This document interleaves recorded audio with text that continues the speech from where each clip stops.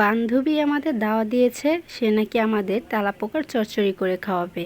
এই কথা শুনে কি আর ভালো থাকা যায় বলেন? তাই আমরা এই দুই বান্ধবী মিলে চলে যাচ্ছি ওর বাসায়। আজকে ওকে উদুম কেলাবো।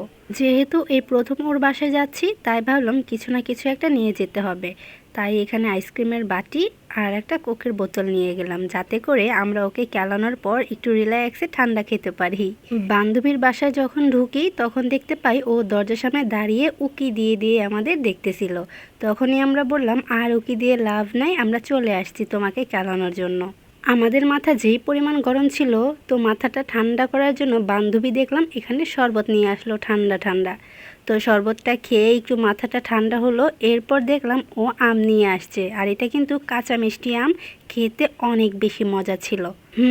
আমাদের পটাচ্ছে যাতে করে আজকের ওর কেলানোটা মাফ হয়ে যায়, কিন্তু কোনো লাভ হবে না চান্দু, কারণ তুমি আমাদের যে কথা বলেছো সেটা তো আমরা কোনোভাবেই মেনে নিতে পারবো না। আমার বাসায় যেমন একটা মুরগি আছে, ওর বাসায়ও ঠিক তেমনই একটা মুরগির বাচ্চা আছে, আর এগুলো যারা পালে তারাই শুধু বুঝবে এগুলোর প্রতি কতটা মায়া জন্মে যায়।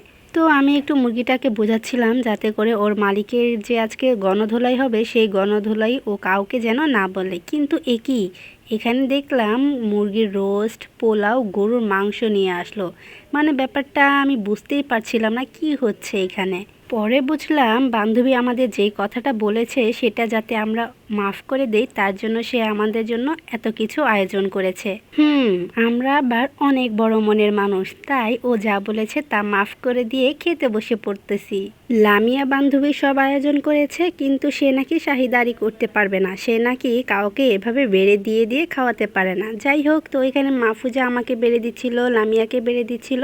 দেন আমরা তিনজন মিলে একসাথে বসে খাচ্ছিলাম আর প্রচুর গল্প করছিলাম। এই সময়টা কিন্তু অনেক বেশি সুন্দর ছিল। তিন বান্ধবী একসাথে মিলে বসে খাচ্ছিলাম আর অনেক গল্প করছিলাম। যাই হোক, খাওয়ার শেষে ড্রিঙ্ক তো বানতা হ্যায়, তো এখানে এক গ্লাস কোক দিল বান্ধবী, আর এই কোকটাই আমার অনেক বেশি পছন্দের। যাই হোক, তো এখানে একটা আমরা রিলস তৈরি করতেছিলাম, আর এটা আমি অলরেডি আপলোড দিয়ে দিয়েছি।